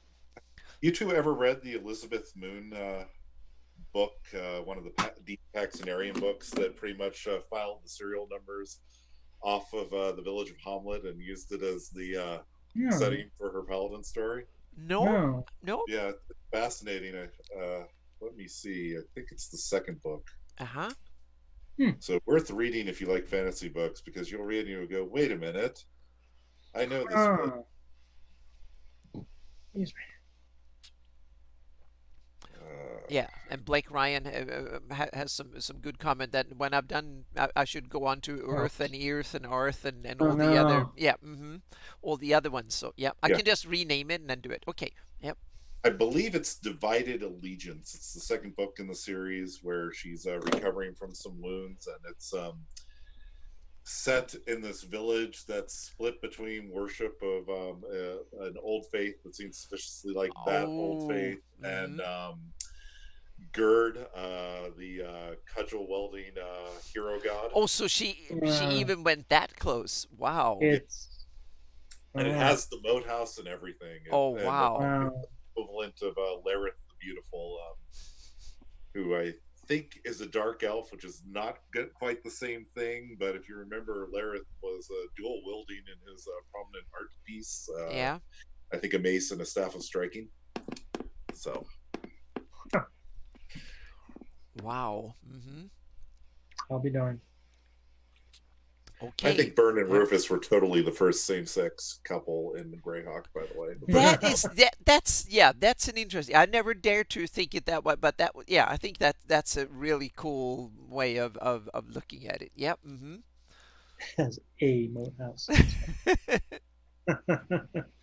Oh, Yep, my God. that's kind of really cool. So Russ, what do you think about the future of Greyhawk and fandom and all that stuff? Yeah. So I really want, if Wizards of the Coast isn't going to use it, I really want them to release it into the community development they've been allowing. I'm not sure how many settings they've only Allowed in yeah, the DM or DM's something Guild like is that. only Or Eberron and Forgotten Realms, as far as I know.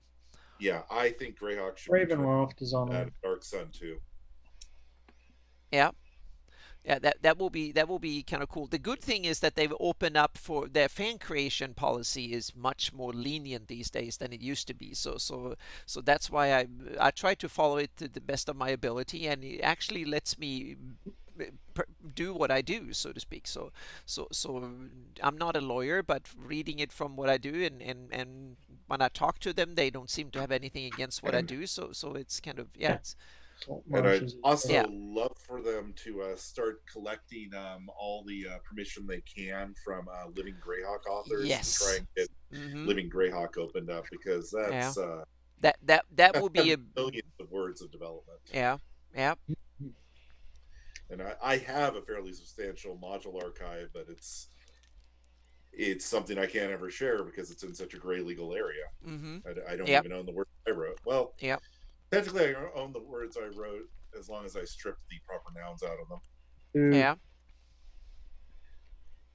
So, because I wasn't paid to write them, so Yeah. they have a work for hire claim. They just have a derivative work claim. So yeah. the I was going to say you did some Greyhawk fan stuff apart from the other stuff. You had the Yeah, list and you had some other cool stuff. Is that something you could continue or share in the future or something you're thinking of? I've given permission for people who've asked after it. I've given them Mm-hmm. my own archive of my Yeah. Gods of Greyhawk, Yeah. for example.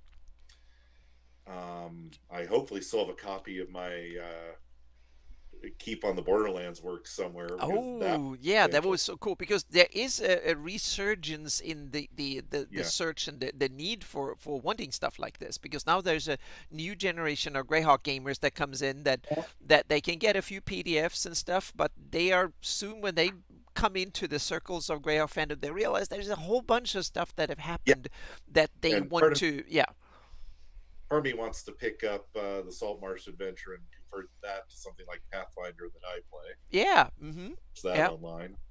Yep. Yeah, I've been running my campaigns in Greyhawk for the past as long as Pathfinder been out because I ran them in 3.5 and then I started having a little bit of a spell with 4th edition. But when Pathfinder, I realized nope, that was easy, so I just converted it and continued to run in Pathfinder. And now I will Or in probably convert it and start Yeah, running in PF2. So yep. I but ran after Pathfinder all the way through 4th edition, skipped 4th edition. after a 10-year flirtation with Galarian, it's clear it's never gonna replace Greyhawk in my heart. No, and I love to play It's in it, but I don't want I want to run my games in a setting I know well, so to speak, and but I love to play in other settings.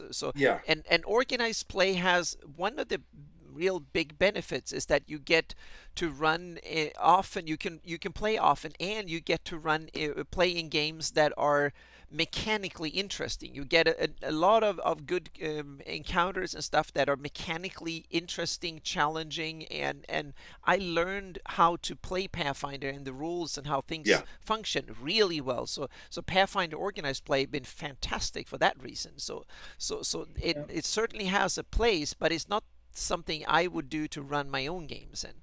Uh, Brian, I'd be happy if someone would give me enough access to look at importing. I'd be happy to try and get my old materials into Greyhawk Online. Like I said, I still have a Oh, complete archive of what I wrote. oh, that's awesome. Yeah. Yeah, Incredible that will be date, perfect. Yep. Mm-hmm. but by out of date, I mean it's all second edition. So Oh Top yeah, but secret. there's all sorts of editions, and we look at Jay Scott, Lord Gasumba. He's running a first, second edition hybrid house ruled system, and there's all sorts of stuff, and there are people presenting they're running in third edition, and now a whole bunch of Greyhawkers that run in fifth edition. But So yeah, yeah, every once in a while I have an urge to play first edition again because I still love it. When I looked at second edition while converting Rod of Seven Parts, I yeah. realized that I never want to run a pure second edition game again. But Yeah.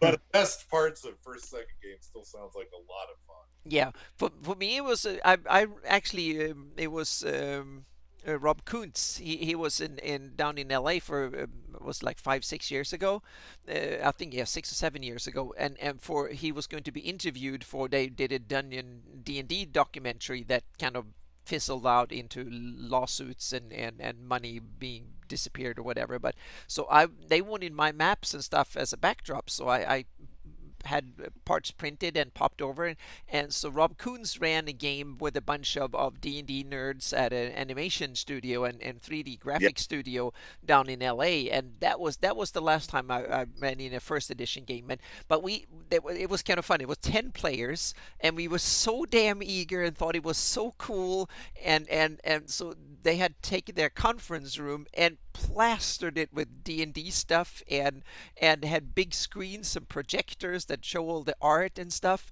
and played fantasy music, and had pizza, and it yeah, was so overboard. And Rob Coons came in there. He was kind of overwhelmed a bit, I think, and he ran. It was We had such an awesome time, and it was so cool to run it. But I realized afterwards that even if I had the best of adventure evenings, simply because it was so many awesome people and was so much fun, but it was still not my game system. I realized now I moved on. It's like for Um, nostalgia, yes, but yeah, it's not exactly. yeah. I realize now that the gaming systems of today are, in my opinion, way more interesting and runs better than the old ones. So yeah, Yeah, it really hits me when I want to do something interesting and in the middle of a scene, and you realize yeah, that it's completely winging it in first edition, yeah. and you probably have a mechanic to resolve it in one of the newer editions. Yeah, and also you can play cool things like they're necromancers, and there are all sorts of stuff that actually are statted out, and it functions, and you have weird forms of magic,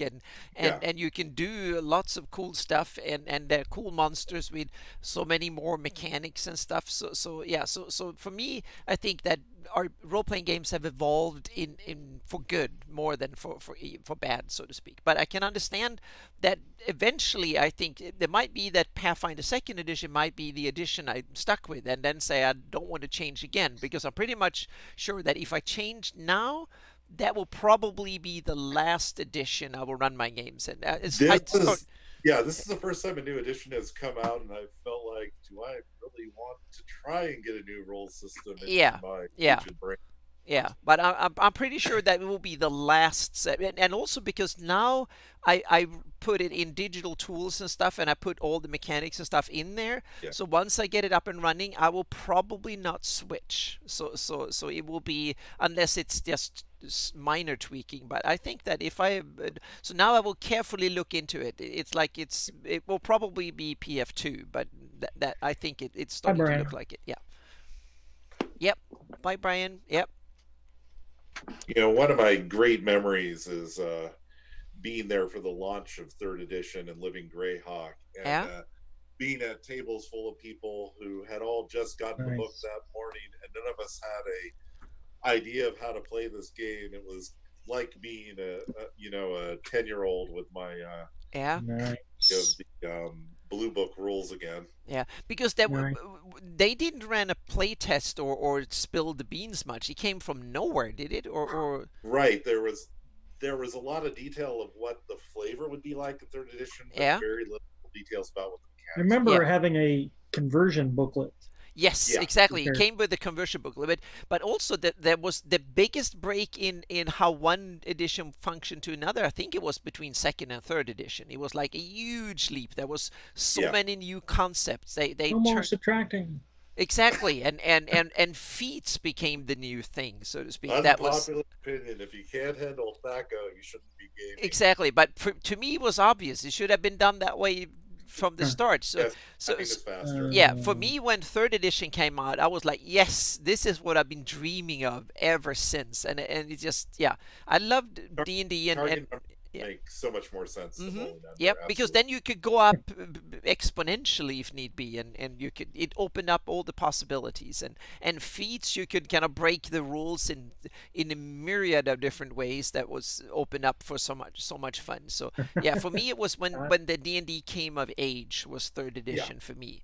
Yeah, and I and feel then yeah, I feel like I probably won't ever get to experience that complete unfamiliarity with the rules system again, because even when I do it now, I've gone through it so many times that it's not the same. I'm not lost anymore. No, and also nowadays no one will take that much of a risk. They will play test it. They will have their peer groups, focus Oh, wow. groups, and check it out, and so on and so forth. They don't develop in secret and then spend millions of actually flaunting it all of a sudden. So Bavix was in a third edition playtest group. That's cool. yeah, mm-hmm, I did some fourth edition playtesting, but uh-huh, not third. yeah. So how was what was the mood in the fourth edition playtest group? What was it?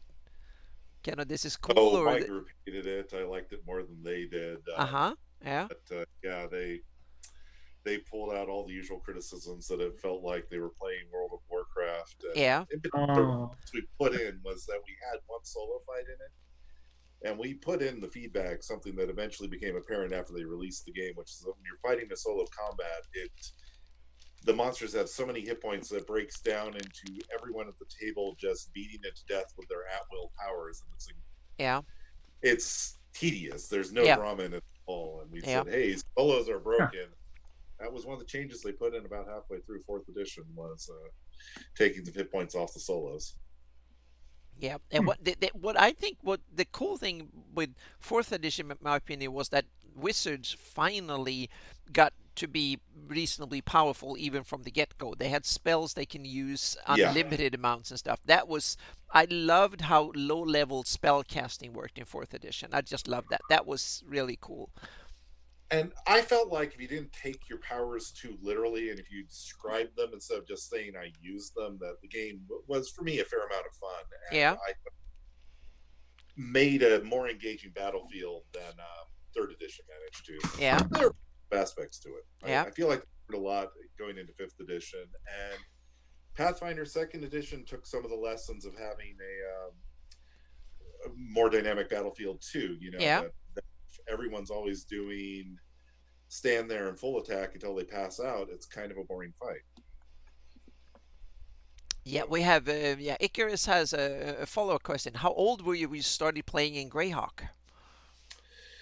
uh, probably And a, when you I started. started playing when I was 9 years old, and within a Oh, year to year and a half of that, so I started in 1980. uh-huh. I Yeah. was using Greyhawk materials, and at first it was just the map and a few of the adventures, but by about 1982, I was working on my own things at Greyhawk.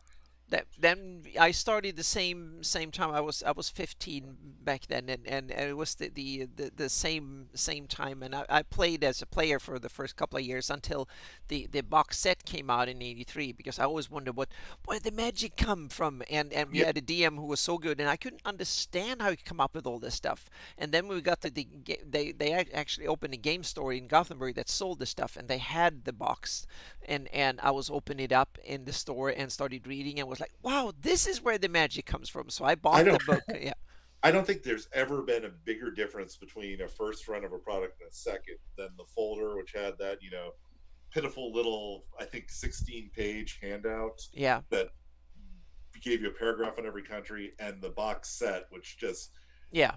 at that time felt like is more than you could ever need to get Oh going yeah, on. exactly. Right. That I remember. I went on a vacation for like a week, and I sat down in Yugoslavia on the beach and read it the whole summer. And people staring at me, "What the hell are you reading?" And everybody was reading normal magazines, and I was Huh. reading some weird things with knights Crazy. and yeah, but that was fantastic. And so I actually read it near. So I had a view over Dubrovnik because I was in Dubrovnik that summer, and I read it, and it felt that was the perfect semester read because I was imagining nights, so that was some cool old city in whatever part of the Greyhawk I was reading. So it was very fantastic. The location, yeah, now it's famous from Game of Thrones and stuff, but that was amazing place to get to read the I have a Greyhawk different stories. angle on that. Is the maps, the Darling maps, how they fold up? Growing up, we always had subscriptions to National Geographic, and they would always have those maps and then Yes. Yeah, up so I always like just poring over these maps. And so here and now I have a game with a fold-up map, and I'm just scrutinizing this map and reading out, studying up on it. It's kind of the same. Maybe that's a gateway. Yeah, the map grabbed me right from the Yep. get-go. Yep. Even with that bizarre means of locating coordinates on it, which I think I still don't understand. No, it's kind of but it's funny simply and cool simply because it's so weird. But it's kind of I've never encountered that way of looking anything up ever on anything else. It's a unique way of identifying it. So it's kind of I wonder whose idea that was. yeah. We have to ask. We have to see if we can get Darlene on the show and have to ask her the Surely details. wasn't her idea. No, I don't think so. I think it was Gary's Don't idea. think most of this really stupid stuff like that came from wargaming. I don't think that comes from wargaming. I think Yeah, because I've Wargaming. never encountered it in any other sci-fi That's or how- any. Yeah, That's how like a road atlas is, for yeah. It's going north Yeah. south and then it goes diagonally across. yeah, Yeah.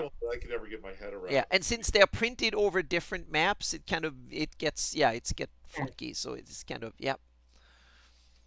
thanks for subscribing, Scott. Yep. Mm-hmm. So what age were you when you started writing stuff for the fan community? Yeah. Yeah, well, I wrote my first thing when I was 10, the troll with a chest with 2,000 copper pieces, because that's what the treasure table said. And Lex was on his own little room a few doors down. Yeah. But the first thing I really wrote intending for other people to consume it instead of just being my own thing was when Return to the Keep of the Borderlands came out during the silver anniversary. I was incredibly disappointed that had a Greyhawk logo on it. So I wrote a massive conversion document called Repair of the Keep on the Borderlands that was Ooh. all about how to put the lore into this adventure and fit it into a place that makes sense. And we're going to have this woman with a gold mask from an underground kingdom. Well, that's going to be the Liara, not something from Mystara that was shoved into Greyhawk. Okay. So stuff like that. That was the Cool. first thing I intended Yeah. for other people to consume. Mm-hmm. Did you ever try to get anything into Dragon Magazine letters or articles? Or No, I have a letter in the forum where I make a ridiculous math mistake way back, and that's about it. I had a letter printed, yeah. Yeah, it was talking about different sizes of infinite areas and how an infinite plane was quite possible because a multi-dimensional infinity is larger Oh than. my gosh. And I used a completely invalid example involving rays and lines because actually a ray is exactly as infinite as a line, but I didn't understand that when I was a kid. A plane is more infinite than a line, but because you can't create a one-to-one mapping, but a ray maps exactly onto a line. So, sorry. Wake up, everyone. Someone's mind was wandering in math class. Mm-hmm. Oh yeah, but I totally recognize you. That my mind wandered in math class all through my school and years. somewhere along the lines, my God's conversion started to be made somewhat with an audience in mind, but they're still mostly me laying my own ideas out. Yeah. And when Living Greyhawk launched a few years after the Greyhawk 98 revival, that's when I really started wanting to write stuff to other people. So I did a year one core adventure, and after that I did I think 3 Duchy of Ernst adventures. Cool. Yep. And then you kept it up with Pathfinder after that. Yep, not adventures, mostly rules material, monsters, spells. Yeah. Monsters are probably where my heart truly lies. Okay. Yeah. I'd love to do a good underwater adventure someday, but yeah, that's then you should kind of go on the tidal wave of Sahagins and stuff like that in 5th edition now. So since that seems to be all the rage for a while. I did not know that. Yeah, it's thanks to Ghost of Saltmarsh and Alex Kammer had the some Sahagin underwater adventure book too, and there was a bunch of, and there was sea ocean rules and boat rules and ocean travel and stuff.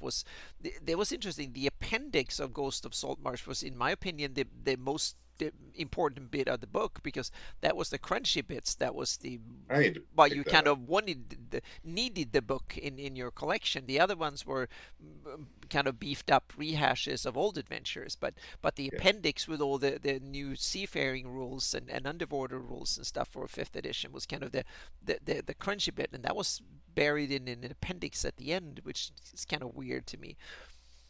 I can't say Uh, that, but oh yeah, no, keep going. I was just about to I read don't. another question. Exenzichitals get any love. The devil ray. Yeah. No, they don't. I don't even know where they go on Greyhawk. Okay. Yeah. Yeah. Hmm. You go on, Mike. I was just going to say, so Blake wants to know what you think of the Raven Queen. Is this a new goddess, or do you want to like retrofit it? I don't know anything about the Raven Queen, so So I there you have. go. Yeah.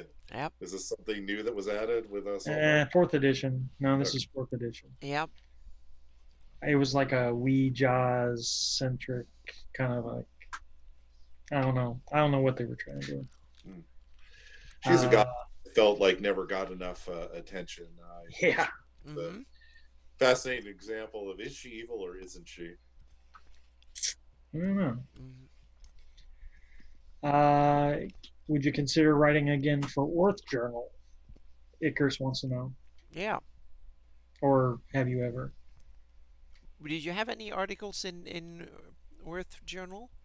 If I do, I've forgotten about them. Yeah. I think the keep of the Borderlands is in one Orth Journal. Okay. Okay. Yeah. It provided for that. Mhm. Yeah, but I'm so far out of date and so far behind on other writing commitments that it'd probably be when my kids are in Yeah. high school. Okay. Yeah. Eh, So the youngest is 10. Set your alarms for 8 years from now.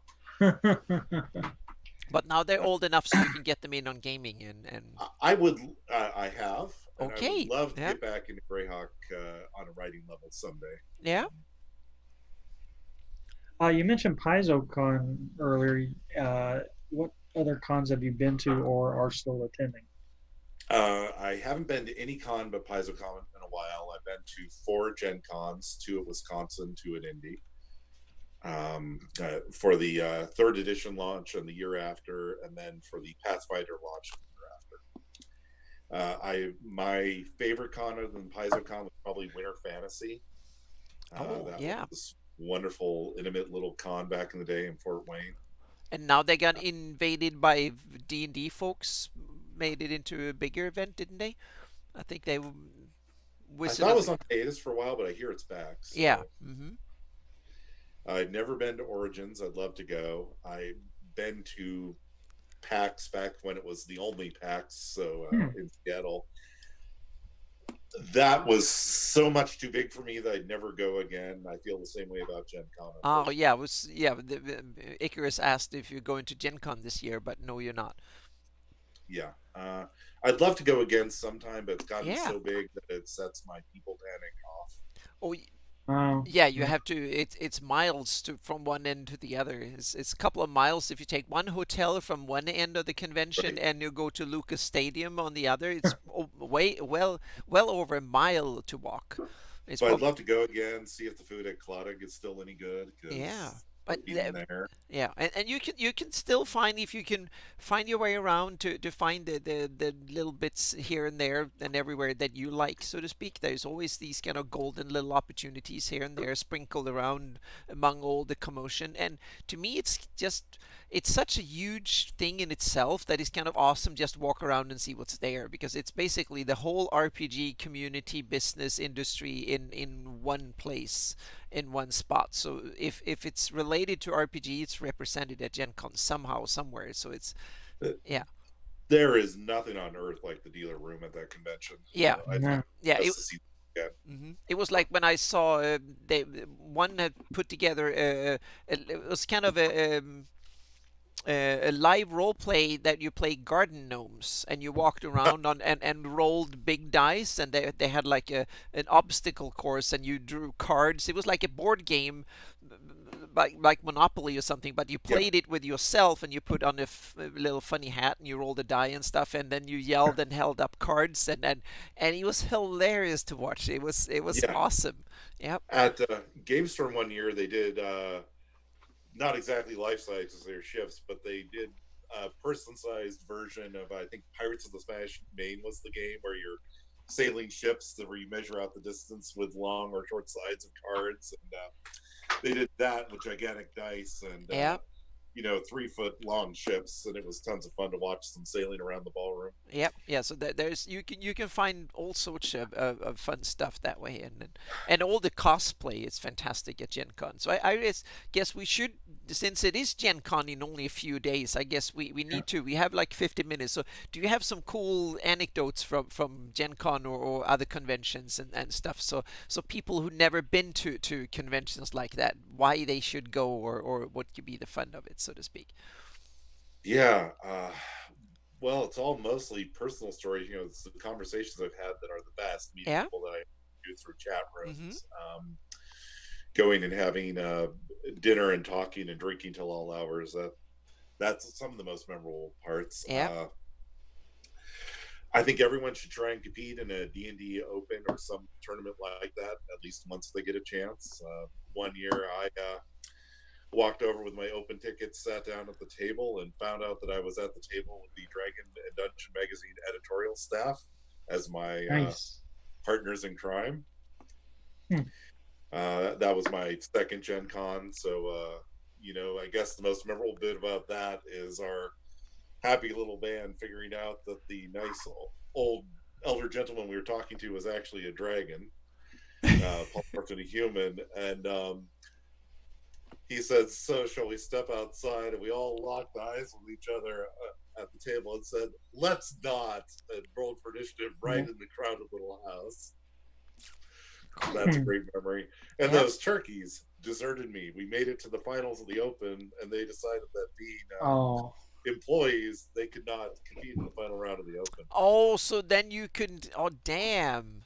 I got in as an alternate, but we got trashed because let's face it, the table was carrying me. But so Yeah. without the rest of the table, I was toast. rip. So where else are you going to get to throw down dice with Eric Mona? So Oh, yeah. It's awesome fun that way. We've done That's that. Yeah, the conventions are, that's the cool thing. You can hear, listen, and talk to all the one. I get a chance to talk to all the people that I only work with through email and maybe Skype and stuff like that over the years. It's awesome, and that's a I chance when I, guess yeah, meet you guys at conventions. So that's when, and all my role playing game friends and people I work with. So that, to me, that's the big thing. I rarely game at conventions. I go there to socialize and work, and it's, but that's the big thing, and also yeah. to learn all the new stuff. Yeah. Don't stress the games. That's why I tell people. It's hard to get a gaming ticket, but there's plenty to do without the. Hmm. And Yeah. what I'd like to see is, I guess, more. And I'm guilty of this with PaizoCon. I'd like to see more people rotating their convention attendance so that the population isn't as scary for people who don't go to conventions often. Yeah. And there's also, if you take Gen Con and PaizoCon, are two completely different cons in the vibe and the field. Meaning Gen Yeah, Con is this enormous with like 100,000 people in one spot, and everybody's running around and doing everything over the top. And PaizoCon is the opposite. That's like a little home gathering of 1,000 people who all play Pathfinder and are interested and know each other, and you kind of, you can, it's very laid back, very relaxed, not Has stressing exploded. around, and yeah. So it's yeah, it's it's yeah, it's very very very different, and the amount of, if you go to the exhibit hall, it's minuscule at PaizoCon, but it's enormous at Gen Con. It's simply Yeah. staggering. It's like an aircraft hangar where you can put like four big airliners in there at least, Yeah. and in that well, one, and yeah. the art room, at Gen Con too, the chance to talk to the artists because they're usually Exactly. not. Yeah, there's a couple of hundred of them that have authors and artists and stuff who have Arthur's Alley and stuff. And then you have next to the exhibit hall is the biggest game hall. And that's equal size. That's another big hangar size Yeah. room where you can have it. So yeah. Okay. Later, Icarus. Yep. Bye, Chris. Yep. So that's Um, kind of, yep, that's really so. Okay, now I guess it's about 10 minutes to see. Have we missed Getting something there. in chat that we should kind of go over? Otherwise, Yeah. it's more kind of Or- what's going. Other thing I'd say about Gen Con, Yeah. another anecdote, is if you get a chance to go to Gen Con when they're launching your own product, like the Advanced Players Guide, but I was a contributor to that. I don't think I've ever felt better about writing something and knowing that wasn't the one who made it great than seeing a line of people clear out the door waiting to buy something I helped write. Yeah, Wow. yeah. That's oh that yeah, Wow. that's so cool. Yep.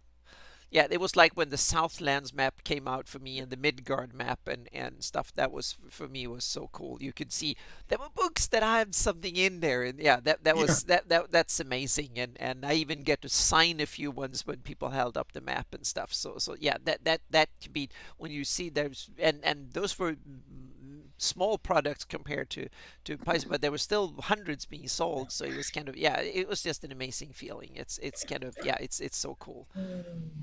Yeah, I always forget that before I worked on things for Paizo, I did work on one thing, one of Wolfgang's open design Uh-huh. project. What was that? It was the dwarf centered one, but I can't quite remember the name. Okay. Yeah. Mm-hmm. Yeah, Yep. so it was steampunk dwarves. Okay. So it Cool. involved airship and Uh-huh. Was that back in construct. the 3.5 days or Sounds like it.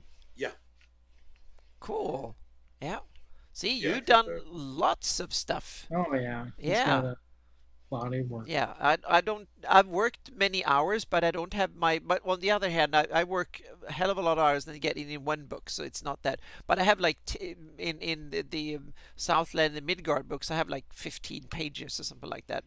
My maps cover plus the poster map. So, but it's kind of it's just for me it's just an honor just to be in the room. It was like when we had the first Kobold Press dinner, and I realized I was sitting between Steve Winter and Jeff Grubb, and it was like all of a sudden it was like wow, it was all the people that I realized I know his name and that name, and everybody was like ooh I know everybody from the books, so to speak, meaning they've written the books that I've that was just this kind of awesome Starstruck. feel. Yeah, yeah, I was a bit starstruck. That was so cool. That dwarf project, Adam Daigle was a backer, and he got his friend Brandon Hodge to back it too. And that was, if you've heard of Brandon Hodge, that was Mm-hmm. kind of Brandon Hodge's breakout moment for Oh, writing. He's written a ton of stuff since then. yeah. Oh, yeah. Mm-hmm. Cool.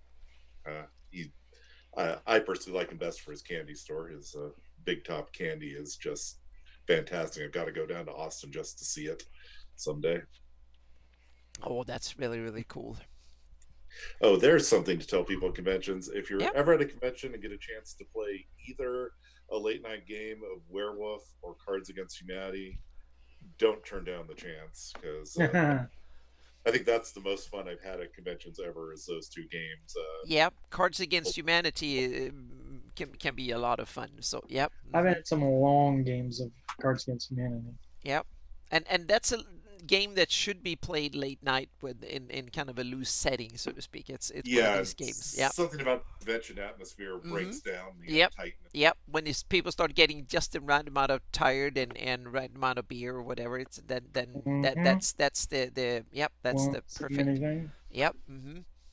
Okay, so now we have it. So any yeah, Russ, any shout outs or things you want to announce or things like that they should know where to find stuff from you or things that you're working on or things that you would love to work on or whatever. So, yep.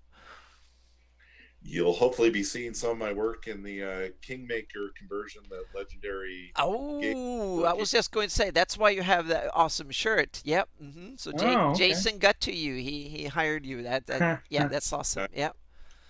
I had taken a Galarian break for a while, done a bit on Starfinder in between, and I don't think I can talk about what, but I am working on some monsters for an upcoming Pathfinder Second Edition book. Oh, All yeah, right. yeah. Possibly back in the freelance game after Yeah. having to take some parenting years. Yep, yeah. Jason have gotten to me too. Next year, next spring, I have a project for Legendary Games. I don't even know what it is yet. So it's going to be interesting. Well, I look forward to seeing it because I don't think I've created anything that comes close to a good map in terms of how amazing it is. No, but So, mapping is one of these special things. Meaning, I couldn't write a stat up a good monster, or write stories and stuff. So that's my way of trying to contribute something. So I'm in awe of all the people that can spell properly and write well and all that stuff. It's my way of trying to nestle in and be part of the fun. So I just love it when other people do all their magic, so to speak. From it's like when Ben Loomis when he presents Sirenscape and all the sounds and stuff, and it was like, oh, yeah. oh, that's kind of yeah. There's so many awesome, and that's one of the cool things I think is with Gen Con is that you get to see so many different ways of playing and cool add-ins, add-ons, and stuff from cool dice to awesome sound to images and books, whatever. So you get really inspired at a con like that. I meet so many awesome, talented people that I just feel like I need to go home and ramp up my game a bit so I can stay and be part of this kind of awesome Yeah. family of doing things with.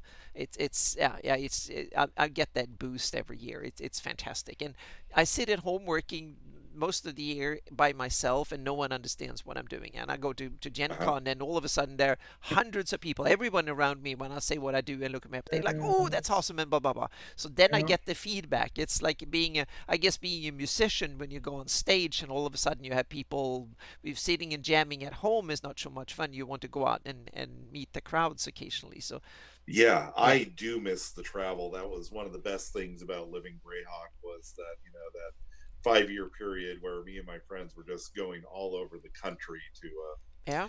see other gamers. Yeah, Mike, do you have something coming up, or you're not going to Gen Con this year? Not That's going to sad. Gen Con. No, Yeah, no. yeah. I'll just stay at home and promote other people's hmm stuff. Yeah, but Like Blake's got a Rift Canyon article on Tribality. Oh, nice. yeah. Um, And nowadays, I was going to say, you have to, even yeah, if I'm going to Gen Con, I have to look at Twitch and YouTube and stuff for all the goodies I didn't manage to get a chance to watch when I was there. So the week after Gen Con, I have all the cool seminars and stuff that I didn't have a chance to attend that I can actually listen to or watch afterwards. So I get to relive Gen Con a second time. yeah. So thanks to Twitch and YouTube. So that That's way well. it's actually easier to not go to Gen Con these days than it used to be, I think. Yeah, that's true. Uh, so yeah, not a whole lot new going on. Just Yeah. keep an eye on Greyhawk Rees. I'll post something. Yeah. Yeah. For me, it will be now. I would not be much done Greyhawk wise before the Gen Con. But I'm putting together the. I will have a seminar on Saturday in at Gen Con, a 2 hour seminar. So I'm putting together a little bit of new material and some cool stuff for that seminar that will come out afterwards. For my patrons, will probably get it during the. I will put some of the slides and stuff that have some new material will come together for my patrons, and then it will be published afterwards. But when I get back home from Gen Con, that's when I will start working on my 576 map. Oh, That will be the big one for this fall, so to speak. That will be the big one to start working. So that's still the most popular year for Greyhawk campaigns? It's starting to be. Now I get all sorts of yelling and screaming at me for where's the 576 map. So yeah, I've in the beginning it gone wasn't. back to Yeah, that. yeah. During Living Yeah. Greyhawk go back 6-7 years ago, there was hardly anyone. But well, there were a few that said that. Well, I play in the old bits. I'm not interested in your map. That was the comment. Now I want to see that version, the old version. So now I have to go back. But the thing is, my decision will be to make a version where actually I take the living Greyhawk cities and towns and stuff that were added. I will just rewind the political clock, so to speak. But Yeah. these towns Yeah. and cities and stuff that were entered, I simply assume that they existed prior to the Living Greyhawk campaign. Obviously. Yeah, Yeah. so that will be my take on doing it, so to speak. So the Horn Society will be revived back, etc., and board and so on and so forth. So it will be and a lot of places that were ruined are ruined on my 598 map will of course not be ruined back then in the earlier Yeah. version. So that will be the way I will handle it, so to speak. But there will be some thorny issues, but I'll try my best.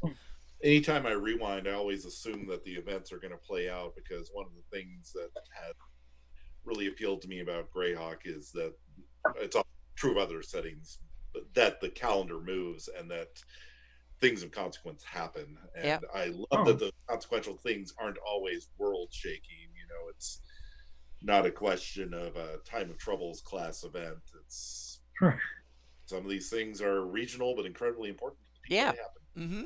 Yep, and the way you handled and you guys handled Ernst and stuff during Leaving Greyhawk, I think it was a perfect example for that. You can make awesome adventures without having to. You don't have to run the Lord of the Rings kind of end of the world campaign every time. But I guess we all fall into that trap in the beginning. That is all about the end of the world if you don't succeed, and then yeah. So Yes, I'm more like Ant-Man style, small but important than end of the world. yeah, I've started to appreciate these kind of run around playing in the village kind of campaign rather than the big thing. So yep. But that will be the main thing. And so next week we will not have a show next week. So because I will be setting up booths and stuff like that on Wednesday evening, because Gen Con actually starts on Thursday morning. So Wednesday evening is one of the busiest days of the year. That way, when you're setting up a booth and making everything up and running.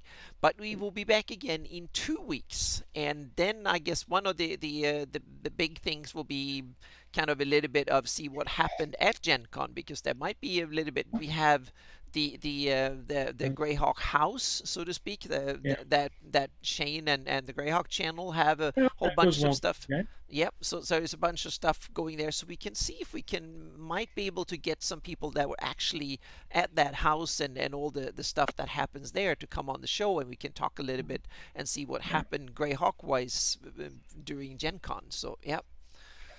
And thank you so much, Scott, for having yeah. But first of all, now thank you so much, Russ, for coming. This was awesome. It was so much fun, and you've done way more than I thought first. So this is awesome. Thank you so much for spending a couple of hours with us. Yeah, you know, if I can run this over just a little, occurs to me the best thing that ever happened at Gen Con for me was the first year I went. I stood in line, met Gary Gygax, told him how much it meant to me, got a few signatures.